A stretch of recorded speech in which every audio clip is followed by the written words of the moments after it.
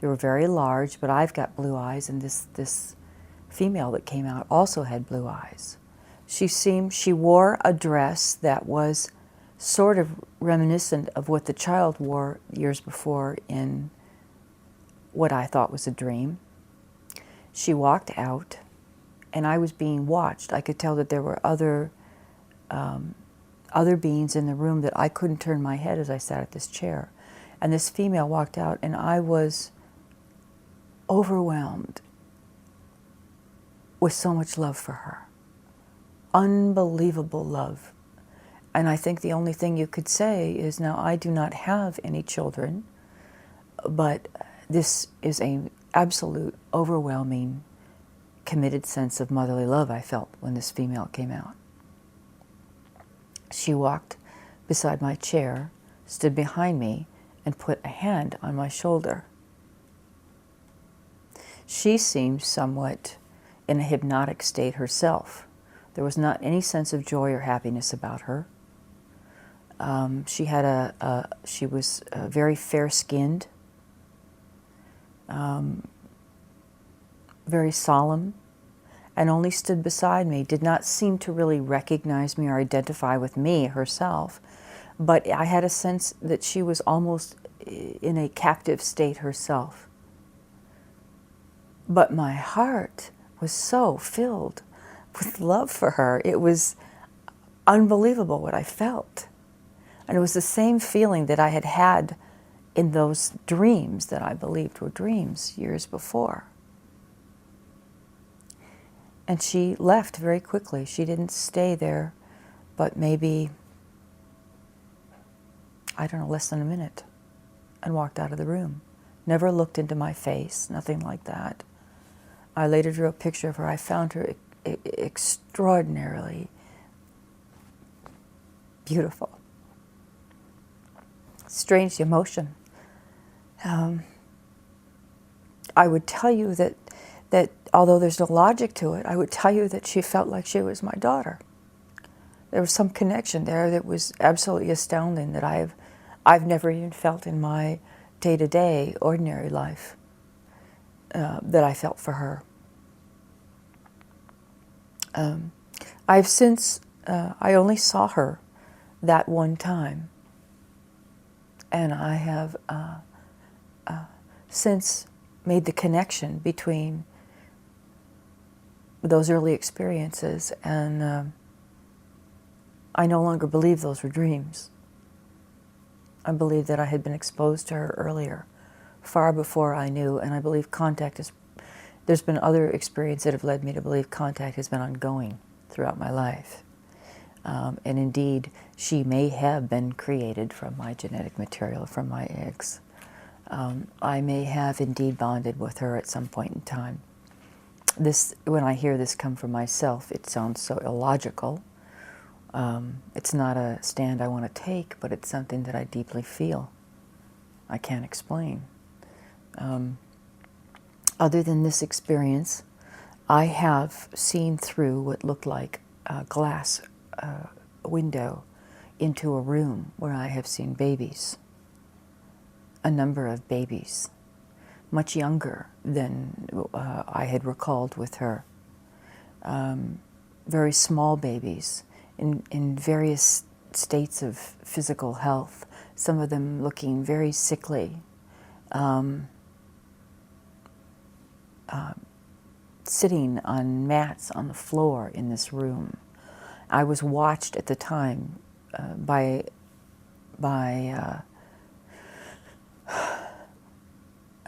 beings that I could not see who was in the room as I was standing in front of this glass watching.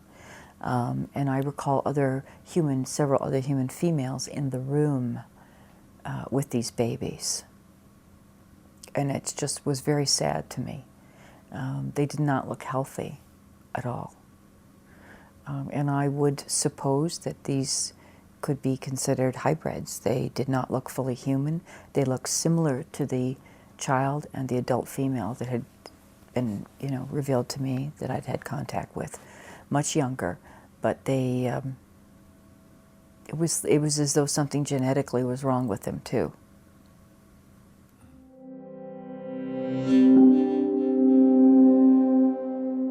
Their eyes, they're very similar to humans. The hybrids that I saw are very similar to humans. They have very little hair, very little hair. No eyebrows to speak of. I can't think of seeing any eyelashes. Their eyes are probably 3 times the size of humans. They tend to slant upward at the corner. The iris is much larger. You can see some white around the edge of the eyes. I did not get a close look at the others through the window to see close up what their eyes were like. With the female that they alluded was my daughter, so to speak. Very pointed chin. There is a bit of a nose, but very small nose. Very, very small lips, almost no lips, very small. High cheekbones, very pointed chin, narrow shoulders. Now, I did not see any males. I cannot recall when I looked in the room with the babies that I saw or could differentiate males from females in these hybrid children, if indeed that's what they were. But in the female that I connected with, she was taller than normal, probably about 5'7", 5'8", very slender, very delicate in her body. And her eyes, like I said, were maybe 3 times the size of humans, very large, and they were blue. They were blue. And her skin was smooth, a Caucasian look to it, but almost pastier, almost whiter. Well, when I saw her in her early 20s, when she walked out, that's what she was 5'7", 5'8", slender-shouldered. She was wearing a very similar type of garment that was extremely simple, just an opening for the neck and sleeveless, almost a type of tunic, you might say, that fit, not form-fitting at all, that hung over her body and almost down to the floor. Was a very neutral beige gray type of color. No designs on it. Sort of almost like a rough type of material would look, like a canvas type material might look. That's it. No other adornment whatsoever. Nothing.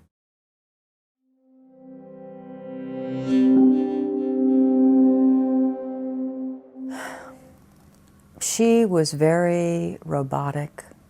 The impression that I had is that she was very, very unhappy. I don't think that she is regarded highly. The feeling is though we, like on this planet originally, when different races blended, we had a lot of prejudice against the blended races. I have a sense that she was not held in high regard. There was a sense that she was held captive, that she didn't have a lot of choice in her life. Deep, deep sadness. It was not a good feeling. Not a good, there was no joy, there was no, of course there's no overt demonstration of any kind of extreme emotion anyway, but a lot of this is picked up on a telepathic level, I suppose. I'm not quite sure how you get the information, but the sadness was overwhelming with her.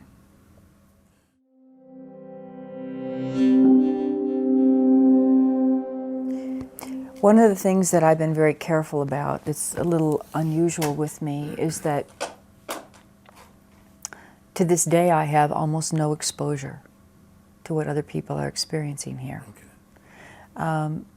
Because my information was so prolific, there was so much information, I've been very careful about just very careful about reading anything or studying anything. I have not read any books at all on this subject, on abduction, on UFOs. I have seen a couple of television programs. I've certainly gone to MUFON meetings now, a number of MUFON meetings, a couple of conferences. But I have to this day very, very limited experience and almost no contact with other abductees or experiencers, extremely limited. And I've read no material of other researchers except small amounts that I might have picked up online on the web. And I really did not want to influence my recall, because I'm still recording and cataloging a huge amount of information that I have from the past.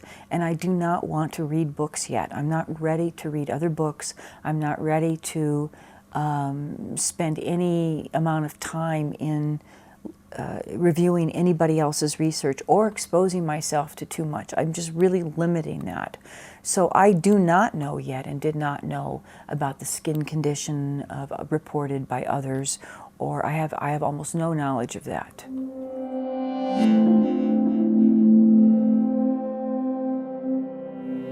The type of, if I was to just sort of generalize the type of overall information that I've been exposed to, or the experiences, certainly it's been the 7 races. There's been a lot of the physical, genetic testing, reproductive involvement. I have been also, was telepathically suggested in some of my encounters that I had 7 different implants in my body. So there's been all of these species that I've encountered are intent upon continued investigation, examination, and recording information about humanity on a lot of levels. The new element is the cooperation of human beings and perhaps military involvement with other life forms, extraterrestrials contacting the planet. That's a whole new realm that's come into play in the last few years. There's the repeated element of the cataclysmic event taking place on the planet repeatedly. There's been almost classroom environments where there's been other human beings in situations where I've been, where we've been instructed. There's been instruction around different types of equipment. I have not had anything particular. I have not particularly been involved specifically myself with anything to do with the craft or running a craft. My involvement, or the suggestion for my future involvement in my so-called training, would be in dealing with other human beings, in helping make them manageable, helping make them, ease them into the transition of accepting contact. So I've had ongoing information psychologically, emotionally, preparation, been prepared for future contact. I feel that there's been programming and ongoing programming with me and others for future use, future service to them. How much of this is about us and our benefit, I really don't know.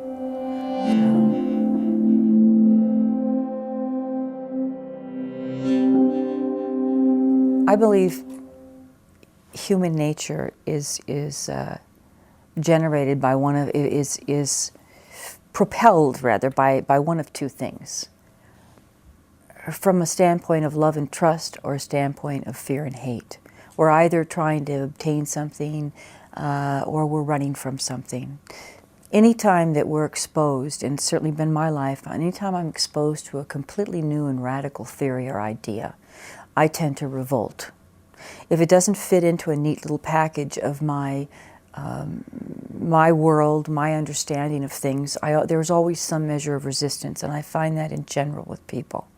There's been other areas in my life in working with others that, for example, there are people who live a life that you might consider a charmed life. They come from a stable background. They've lived a fairly ordinary life. If you were to take that person and you were to reveal to them some violent crime, human crime, for them to even grasp that concept, it's difficult.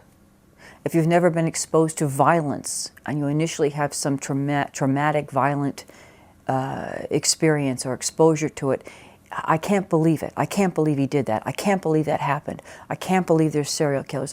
There's a resistance that's naturally there when we are forced to confront something we've never confronted before. Now, this is extreme. I've been in other areas. I've worked with people who have come from seriously abusive backgrounds. And I've had a challenging background of my own in growing up. And even in those arenas, you could say to somebody, this person harmed this child. Oh, I can't believe that. I couldn't even believe that.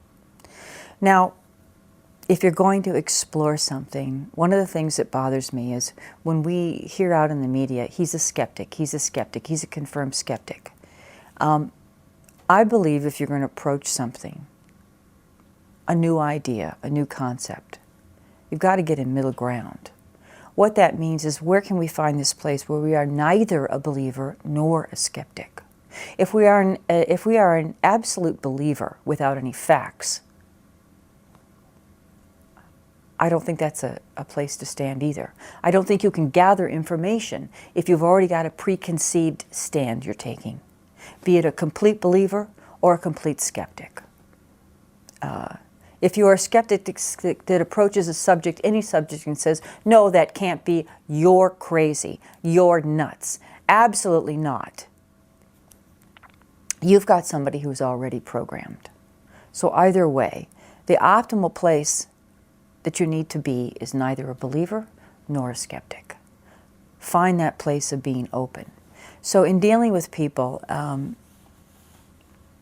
I'm also very careful to say that I'm not an absolute believer of anything. I'm trying to gather facts and information, trying to create a hypothesis at best, and hopefully over time gather some type of substantial, credible information that will validate this. I'm not going to say everything is absolute true. It's foggy, it's challenging, it's difficult. But we once never had vaccines. They thought that we would use eggs and create vaccines and penicillin. You were crazy. What was that? There was a time that humanity didn't know germs existed. Viruses existed. We didn't know that invisible world. This is no different. This is the same thing. It's a new frontier. So in approaching people, I would suggest, if you are an absolute skeptic, can you find some place where you can go and stand on even ground with an open mind? Can you look at other areas of your life where you've had to bridge challenging new concepts and you found a way to do that? If you are nobody's asking anybody to believe beyond a shadow of a doubt that these experiences abductees or experiences are having, that they are 100% absolutely true as we're declaring them. I'm saying personally myself that something's going on. Do I know exactly what it is? No. But as time goes on, I'm trying to pay attention, trying to gather more information. I believe that there is something very valid going on here. I know that something very out of the ordinary has happened to me, continues to happen to me. I know that it is absolutely worth exploring. I suggest to the so-called skeptic only one thing. Are you willing to at least look at it? Are you willing to look at a new idea, a new concept? Not to believe it, to look for facts or want facts, yes. But there's a lot of new studies and new areas that we step into that there are no facts. There is no information. We stand on empty ground, a spot we have nothing to go on. I mean, most new things that have happened on this planet, inventions, they didn't exist at one point and suddenly there they were. Suddenly we found something that didn't exist. They talk about black holes now. 100 years ago, did we know? No. So it's no different than any other area of exploration. It's new, it's different, it's challenging. I say, do I want you to be a believer? Do you need to be? No, absolutely not. Wanting facts? Absolutely. Who doesn't want facts? I want facts. I want to come back. Why don't I come back from these experiences? I want to come back from these experiences, something tangible I can hold. I'm not quite certain what's going on, but I'm determined to find out. And I know it's worthy of intelligent, scientific study as all of the other aspects. Too many times I think this, it's easy to stand on the outside of something. It's easy to stand on the outside. Until a few years back, I was held up at gunpoint with a 9mm gun put to my head, and I was held up in broad daylight about 10 years ago. I'd never had an experience like that, didn't know anything about it. Couldn't have told you anything about it. Couldn't relate to it at all. Didn't understand why somebody would do it. And I never believed it would happen to me. But it did. It altered my concept of reality. It changed my life. All that I suggest to skeptics, to somebody who knows nothing about this, is you don't have to believe. But I only ask, can you be willing, just willing, to find a place that's fairly open-minded to take in new information? Sit with it, take it in, mull it over. You don't have to rush to conclusions. You don't even have to have a conclusion. I don't have conclusions to this day, and it's been happening to me throughout my life. I reserve my opinions, my conclusions, for perhaps someday, maybe never fully. But I will continue to study it because I know it's real. Something is real. Something's going on.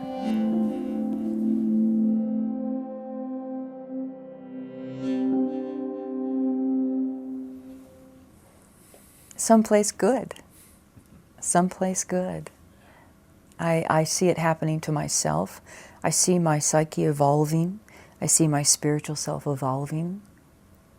Now that I'm beginning to embrace this in a greater way, the possibility of that someday this is out in the open is not something that frightens me. It excites me.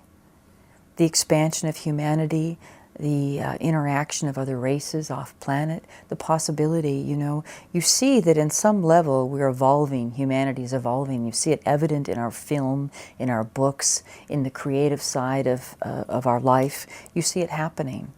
They say if you can see it, you can create it. If you can see it, you can believe it. This is happening. Something's happening on a hidden level of the human psyche. We're being prepared. We're evolving. We're continuing to evolve, I believe.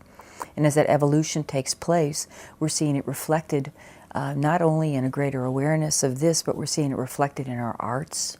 I mean, look at what we've got now. Look at in our technology. Look at what's happening in our movies. So much is about the future. So much is about contact. Why? Why is so much of our mainstream entertainment now about contact off-planet with extraterrestrials? Why?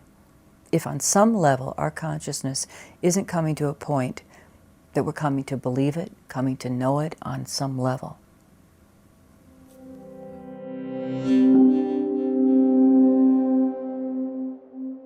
I do believe that several of the life forms that I have seen, the non-terrestrial, if you will, life forms, may very well be interdimensional. There has been several occasions where, when I say it has been suggested to me, why I say that is because there's no talking, there's no verbal exchange, communication. This is all telepathic. So these impressions are given to you through telepathy. It has been suggested to me that there are actually species that use dimensions for traveling. That going through different dimensions allows them to actually travel into the third dimension, although they may come from another third dimension, the third dimension themselves. We hear that it's not feasible by scientists sometimes for a craft to, in a certain period of time, that crafts as we know it or physics as we understand it, which is a joke because how much do we really understand at this point, that physics would not allow travel between other planets that could sustain life. It does not make sense. It couldn't be done within a reasonable time frame. In several of my experiences, it's been suggested to me that they have different ways of travel. Some of that travel is certainly by craft, but some of that travel is actually on light beams. They have a way of traveling, breaking themselves down, and they're actually traveling in some type of light beam. That is another method of travel.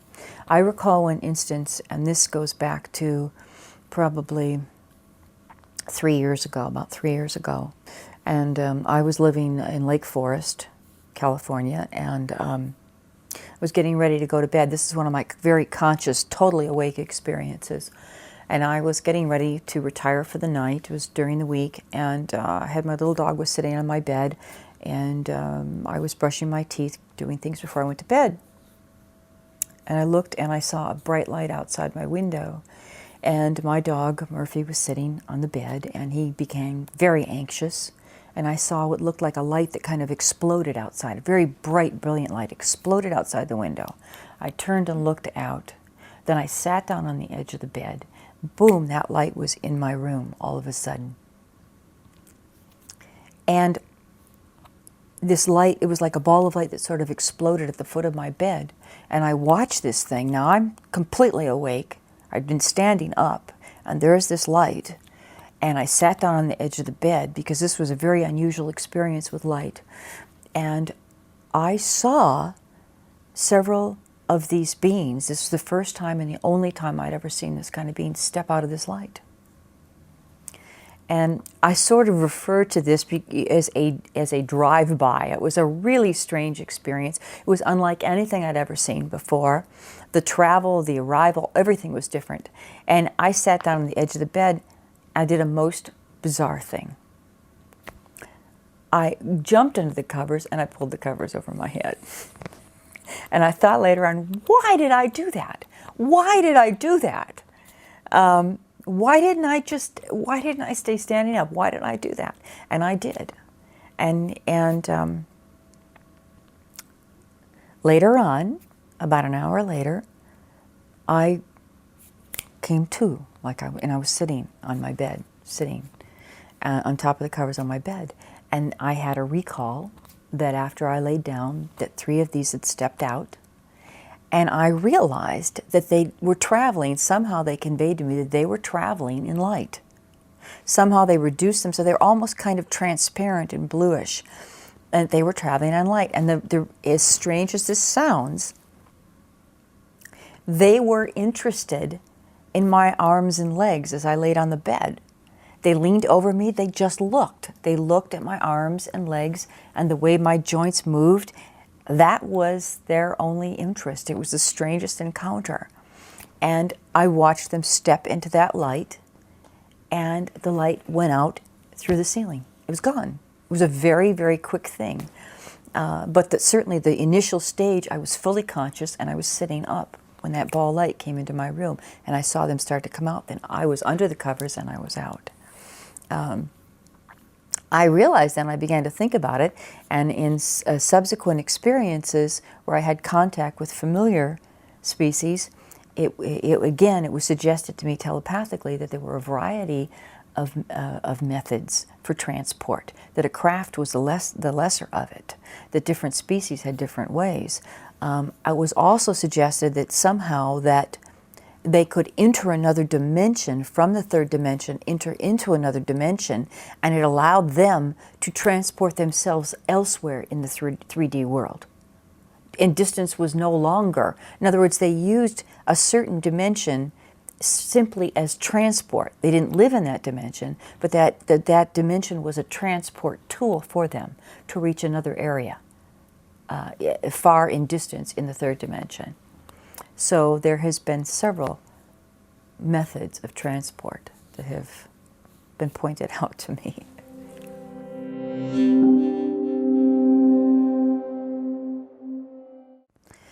Well, God, the Creator, in its infinite wisdom, I believe has created many, many, many life forms.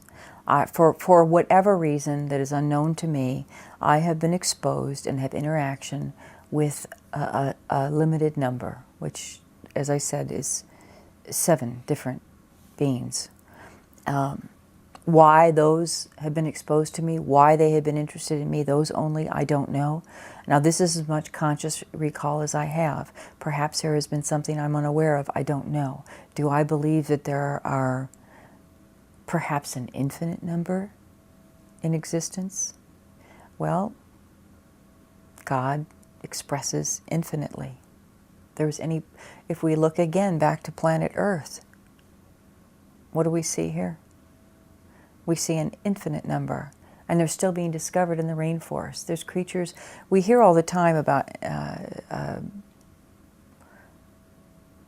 living beings on the planet going extinct, but we just don't hear that much about those that are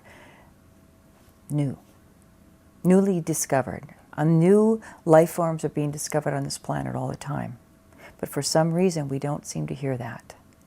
So I'm not as concerned about extinction, because life is eternal and continuing to recycle, so to speak, and it's infinite. This life force, as it expresses itself in all these different dimensions and different ways, continues to bring new and greater experiences into expression, new types of life forms. And I believe that's true probably in all dimensions that exist, whatever planets, wherever life may exist, I believe. So I don't think there's any limit in God's creation, which we are all a part of, and they are a part of, I believe. Very good, very good. There's just one last thing that we've been thinking of. Have you ever been threatened to not say anything about this? I mean, have these beings told you to shut up about this in any way?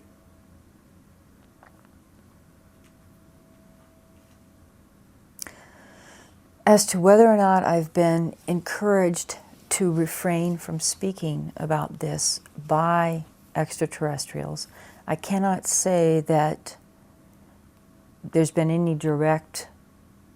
direct instruction or threat.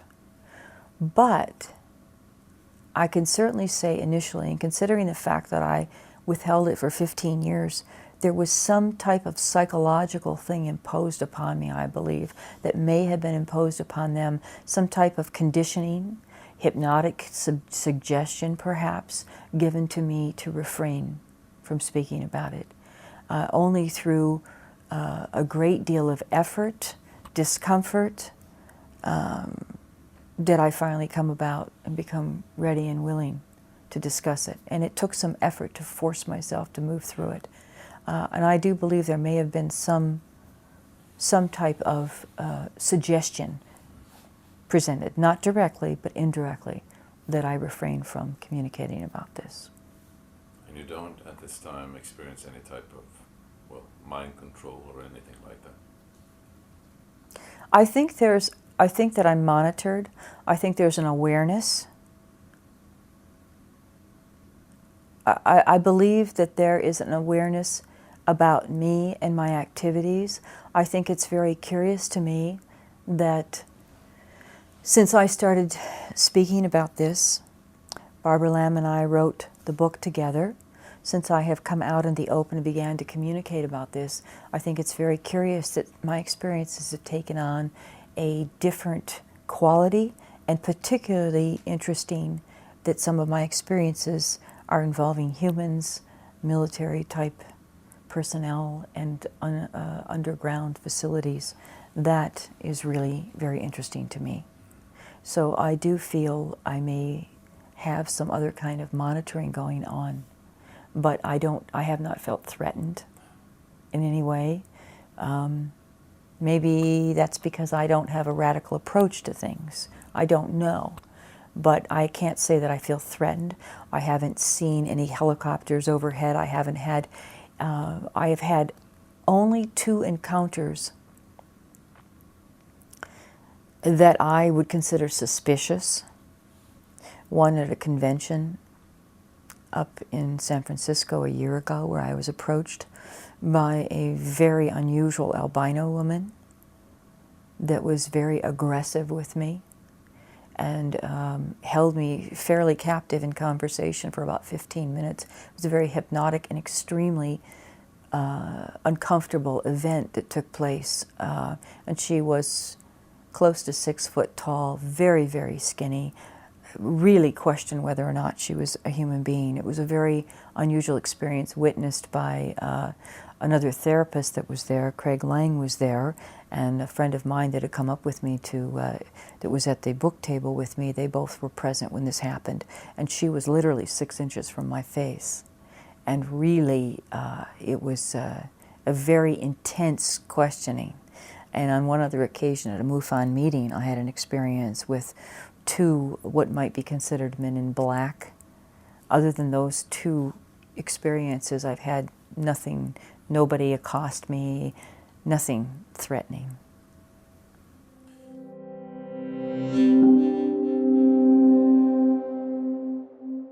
I had an experience that was very unique, because throughout most of my encounters, I have felt the lesser of the species. I have felt and been convinced, which has been encouraged by them, convinced that humans are rather low on the evolutionary scale of things. But something clicked in one of my experiences, and I became really aware of their actual obsession. I would say the tall whites, and there's been another type of gray and another type of white that I've experienced. There's been an obsession with the emotional aspect to humanity. And I believe it's an obsession, an absolute obsession. They are trying to comprehend, get a handle on, and I believe that this, if indeed this is a hybrid plan, a breeding plan, I believe on some level they're trying to get access to this, to understand what it is, perhaps to incorporate it. In one of my encounters, I had a huge aha. It appeared that I was sitting at a table. There were several of the tall whites. There was the one that I'm very familiar with, the insectoid being across from me. And there was, it was a long rectangle type table, and there appeared to be another half a dozen semi-conscious, upright and sitting, but semi-conscious humans sitting there. During that event, there was some discourse on a telepathic level about emotions. And I actually got angry for the first time. I was very angry. And after a while, as you do this interacting, because you're not speaking, the idea suddenly appears in your mind, a concept, an idea. And you can tell that it's not yours. You can tell when it comes from somewhere else. And as you're with someone, you can tell that it's their idea. It's hard to explain.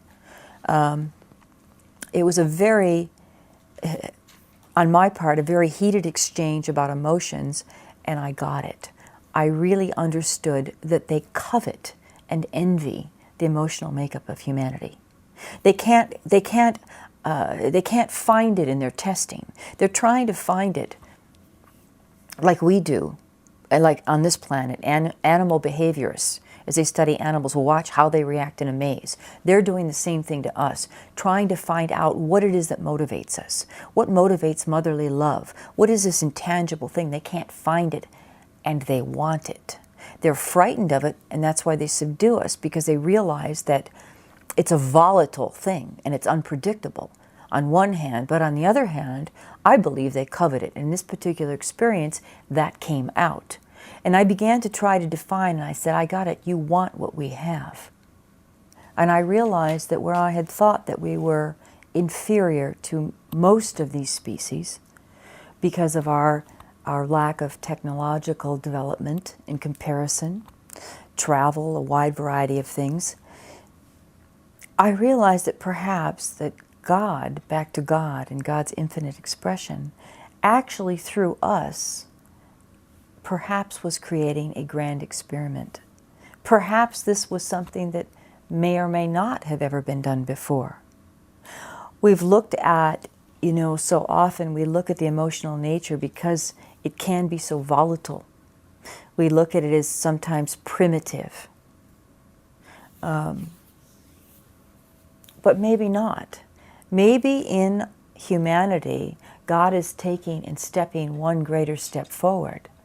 Maybe through humanity, yes, it's volatile because it's new. We're not seeing this dimension, this emotional dimension, in other species. Apparently, certainly by my experience, from what I've seen in this strange phenomenon in my life, I don't see a realm of emotion. I don't see this development within them. I see intention, I see intellect, I see a lot of other things, but I don't see much emotional expression. Very, very little. So perhaps God's infinite wisdom is to place humanity at the forefront. Maybe we may be slow to develop in some of the other areas, but what if the emotional development is really the key? What if the emotional aspect, and I believe it is, the development and the balance of our emotions, what the emotions color things. The emotions allow us to see and transcend things. The emotions motivate us. The emotions can be very dark, but in a wholesome situation, under wholesome conditions and balance and proper development, proper encouragement and the right environment, emotions can absolutely turn life into heaven. Emotions can bond a mother to her child. Emotions can cause a person to dive into, to do heroic events that would never take place. Emotions really could very well be the reason why we put the first person on the moon. Emotions. They motivate, they drive us, they bond us, they create dreams, they expand us. The emotions, if you take away the negative aspect, which really is in the minor, is on the minor side of things, the emotions are God-given. It's glorious. It's amazing. It can turn the most ordinary event or interaction between two people or a child and a pet, anything can turn it into this mind-boggling, glorious moment of heaven. So what if emotions are actually actually part of the highest evolution possible? And perhaps we as humans are at the forefront of this, and we're clumsy with it. We don't know what to do with it in our evolution. But instead of being behind these other species who have none or almost no development, maybe we're at the head of the game. Maybe our focus and our development through God's inspiration is actually to create a finer species. Because this is a species that has the capability of integrity, devotion, all these intangible things that bring dimensions that are untold to the living experience and back to God. Allows us to see things. I mean, we see the way light reflects off of water in a certain way because of our emotions. We interpret things differently, where these other species seem absolutely incapable. They're rigid, they're limited, they're clinical. So I believe in this moment, in this aha I had of this experience, I got it. And they were hiding that, almost like didn't want us to know their real goal. You know, that's the question. What is their goal? Is their goal to come take over the planet? I think they're mesmerized by us. I think they want what we have. And I think they want to believe that their technological abilities, their evolution in other ways makes them superior, because when you're only intellectual, you're extremely limited. It's the emotion that brings balance and color and fluidity to life and allows you to transcend just about anything. So I think that in that moment of my aha, I got them. And they knew that I got them. And I tried to describe to them, and I couldn't get the word in the moment, that emotions were like a hologram. And I couldn't think the word. But they got it telepathically, and popped over the table was a hologram.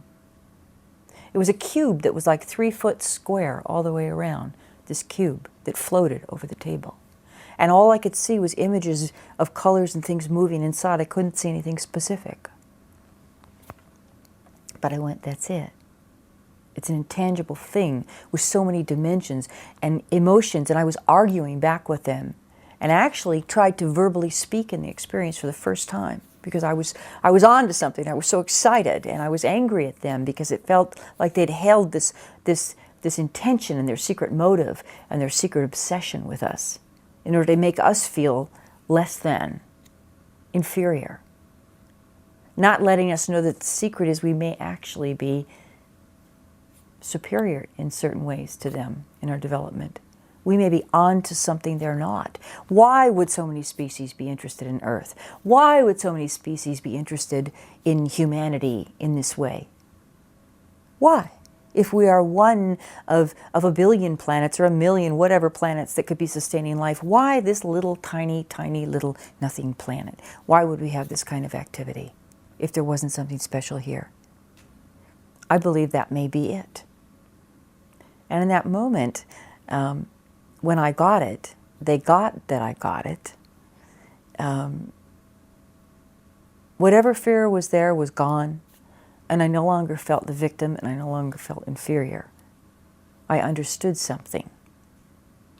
I don't know where this is going to lead, but I think that their intention, their obsession with us, is to a huge and great part this invisible part of our nature that they want to partake of but can't, because they haven't earned it in their own evolution yet. They want to get it through osmosis. They want to get it through dissecting us and investigating us physically a million ways. They want to get us clinically because that's all they understand is intellectual processes. They want to get us by taking our sperm and our ovum and putting it together with theirs and seeing if they can make this thing. But it's not working that way either, because whatever these hybrids are, they do not even come near joy. They're not possessing joy. It's not a natural, spontaneous thing you can make. They're producing a hybrid that is conflicted emotionally. It doesn't know where it belongs. It's not a natural process. They're not being raised naturally. That's why perhaps they're trying to have us interact with these babies. But from that day on, I sort of felt more in control, less a victim, and now I understood that maybe I wasn't at the bottom of the totem pole. Now I realized maybe we are more special than I thought.